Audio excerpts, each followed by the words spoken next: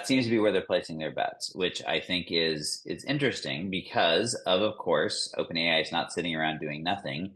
They made news of their own, talk about a shocking valuation, where they announced the acquisition of Jony Ive's AI device startup called IO, I think, Mm. for $6.4 billion, which, as far as I can tell, they don't have a product yet. Um, Yes. all stock, so it's not cash. And in fairness, OpenAI already owned 23% of the company going into it, so it was only an additional $5 billion in stock.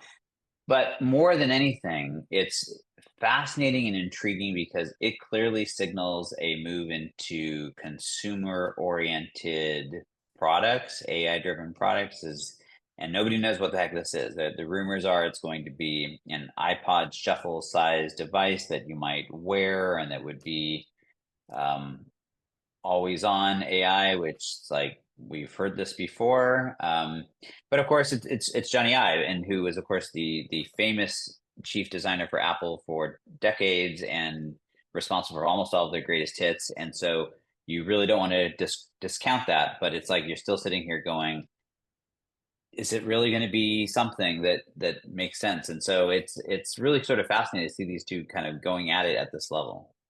Yeah, this probably is not fair to Johnny Ive, but anytime I think of rich people giving other rich people money for a company that has no product, I think Theranos and Elizabeth Holmes. Like it's the first thing that comes to mind. Uh, and right now, giving $6 billion, even in stock, to a person or a company that has not actually launched anything. Like I feel like the last time we saw a lot of hype for a device that didn't uh actually that was supposed to change the world in this kind of way. Oh gosh, what was it called? That The thing where humane, that vehicle that you the push back, Segway, the the Segway, Segway, right? The yeah. Segway was supposed to transform cities. It was unannounced, we didn't see it beforehand. All we saw was the hype and hundreds of millions of dollars being poured into it, and it ended up being Uh, an interesting tool for the mall. and there's another one. Remember that VR company that had the goggles that was supposed to change everything? They Like had those Magic big Leap, they got Magic a Leap, and billion they dollars. Yeah. yeah. I mean, there's a whole bunch of these, and the thing that is to me really challenging about this is there's no real proof of concept that shows that there's even a market here Mm-hmm. because everyone's still unless I mean this is going to be something that's going to literally have to break the paradigm and be a phone replacement. And that's a massive stretch to figure out Yeah. what that would actually look like. So I think it's going to be very interesting. I mean, my first reaction when I saw this was that this was like the world's most expensive acquihire. And Mm-hmm. while this would be ridiculously expensive, it would at least make some sense because he's Jony Ive, right? It makes like you can see where that could maybe be worth it.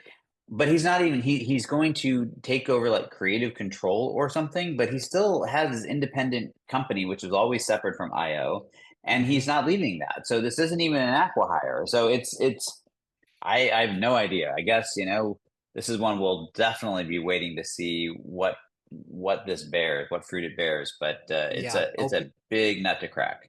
Yeah, OpenAI is trying to prove that it is creating an AI ecosystem that goes everywhere from devices to the data centers where they're getting all that money from SoftBank. And then on the other side, I think with Jony Ive, he's very famous for skeuomorphism and human-based interfaces. So that'll be an interesting piece of the puzzle as well. Oh gosh, there's one more thing. I do think that with when we talk about these viral devices and systems and solutions, we tend to ignore the prior art that led to that. Because even with GPT, yes, GPT had its moment where it got 100 million users in a few weeks, but that was GPT-3. Like there was a GPT-2, there was a GPT-1. There were several years of models that led up to this GPT-3 that took the world by storm. And even with the iPhone, like the first year of iPhone, it was an underpowered mobile device. It didn't have apps yet. Like there were all sorts of things that were not great about the first version of the iPhone. And it took a couple of years for the iPhone to become the absolute world-killing device that it became. Like everything takes a couple of years in real life to go from proof of concept to even to massive virality. Yeah, and look, I'll be the first to say that there's unquestionably an opportunity to reimagine and re-envision what the human to technology interface is going to look like, and I don't, for one, believe that it's going to continue to be a phone forever. The question is, are we really there yet? There's kind of a stupid show. I think it's on Amazon Prime called Download, Mhm. and it's it's all about these like virtual reality that when you don't die you get downloaded into whatever, but for that part isn't the point. Is that in the show phones are gone and you wear this little wristband, and with this wristband you flick your hand like this or like this, I think it's like this, and Mhm. you get like a virtual phone that pops up and you get a little screen and you can talk with it and you can interact with it, and it's all like a hologram y thing. And I could see that that is at least an example of someone futuristically thinking about what would the next interface look like. And so I fully expect that there's going to be something. It's going to be something in our lifetimes. I think it's going to be sooner rather than later. But is this it?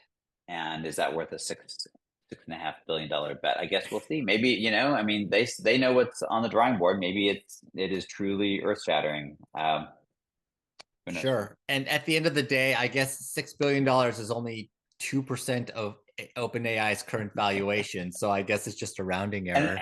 and that's the part that worries me, is that they have so much of all of that and they're raising so much money that they're making that this represents just a bad call because it's no longer meaningful in that way.